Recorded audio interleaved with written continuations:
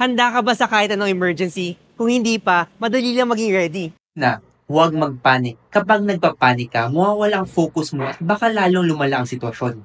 Pangalawa, humingi ng tulong, tumawag agad sa medical hotlines or emergency numbers ng pinakamalapit na hospital. Pangatlo, huwag pagalawin ang taong na-injure. Mas lalala ang injury kung hindi eksperto ang gagalaw. Pang-apat, it will be best kung may emergency kit ka sa bag o bahay o sasakyan. Importante ka sa yan. Pang-lima, para laging handa, dapat may HMO ka. Ito ay simple at hassle-free na paraan para maging protektado. With MaxCare's Lifesaver and Lifesaver Plus, no preliminary checkups and paperwork needed. Eligible ka pa basta between 15 to 65 years old.